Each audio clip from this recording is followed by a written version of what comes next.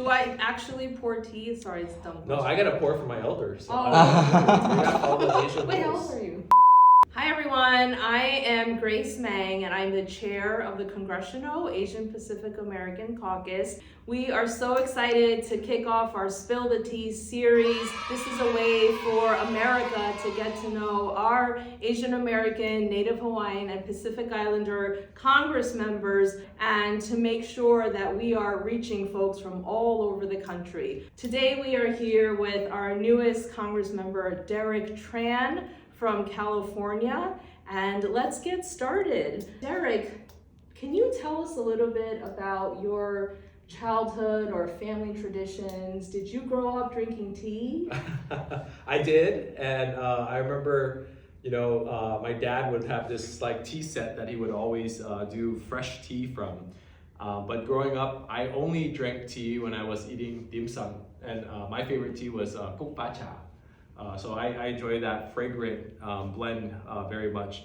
But as my older sister here in Congress, let me pour some tea for you, Grace, if that's okay. You. I think today we're having some oolong tea. Yummy, it's one of my favorites. Me too. But I'll share this. I think in our culture, Vietnamese American, my district spans from North Orange County, and I have a sliver of LA County in my district. And the largest Vietnamese diaspora outside of Vietnam is in the Little Saigon part of my district. So I'm very proud to be their first Vietnamese American to represent them in Congress. And in our culture, in the Vietnamese culture, you always defer to your elders, whether it be eating or when we're drinking tea. You serve your elders, you pour tea for them, you make sure that their teacups never empty or their rice bowls never empty, and that's something I grew up with. I love that. Yeah. Can you tell us a little bit about yourself and why you decided to run for office? Yeah, I think for me, it was always been about service.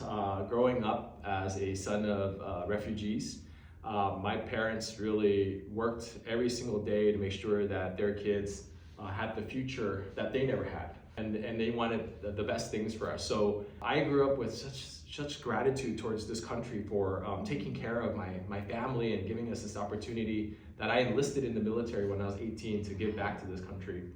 And that's when I fell in love with service, Grace. And for me, it's really about making sure I pay back and give back to my community. That's why I gave up my law practice. That's why I'm here Monday through Thursday with you in Washington, D.C., leaving behind my wife and 3 young kids, so then I can serve my district and my community. Yeah, how do your kids feel about you being away here in Congress? They're too young to really know anything other than that I'm in DC, but my wife is very proud being away from her and having her do all of the stuff on her own. I know it's tough, but this is what we have to do to make sure that we serve our communities.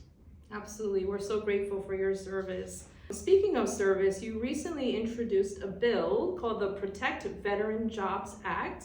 Can you tell us a little bit about this bill and why you decided to introduce it? Yeah, so I'm very proud of a bill where, as a fellow veteran, when I saw that the Trump administration and Elon started firing all of these government employees, especially the veterans, I took it very personal. And coming from a background where, during my legal career, I was an employment lawyer. So I sprang into action with my team, and we came up with this bill to make sure we forced the administration to hire back all these veterans that they terminated without cause, which is crazy. That's so scary for these veterans. Where do they work in the federal government?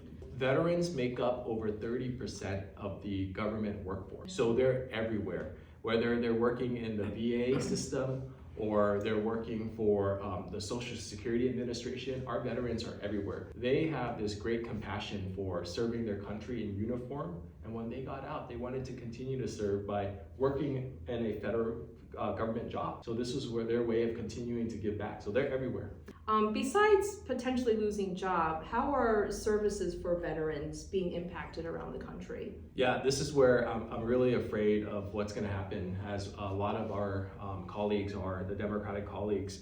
We're just worried that with all these cuts that's happening, whether it's in some other department, but specifically the Veterans Department, where you're cutting programs for crisis line, These are individuals that are suffering from PTSD or some other serious mental health, and they need help. There's no one that they can call anymore. When it comes to making sure that they get their benefits from serving their country, they get a benefit check. They have no one to call to make sure that that benefit check's going to come through. Services at the our health system, especially the VA, will be cut, and waiting months to get in for an appointment now will become years. And we can't do this to our veterans. Absolutely, and we're so incredibly grateful for our veterans' service and commitment to this country. We're so grateful to you for your service and for your willingness to run for office and sacrifice time with your own family and sharing your story with our country. Now, you are now serving as the only Vietnamese American in the entire Congress. We are approaching the 50th anniversary of the Fall of Saigon.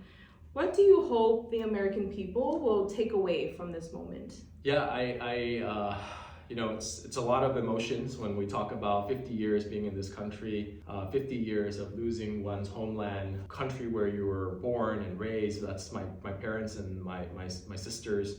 But I see this opportunity as a great honor for me to be here to share in the experiences that I had growing up as a son of refugees. There is a future for all Asian Americans, whether you're Vietnamese or Chinese or Taiwanese, doesn't matter. As long as we strive and this country provides that opportunity, we can make it to US Congress.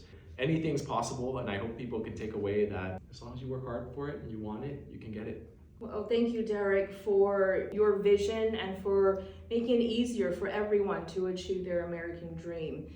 We're so grateful to have Derek Tran, a great dad, a great husband, a veteran, a businessman, and now a Congress member, making history and blazing trails. Thank you, Derek. Thank you, Grace.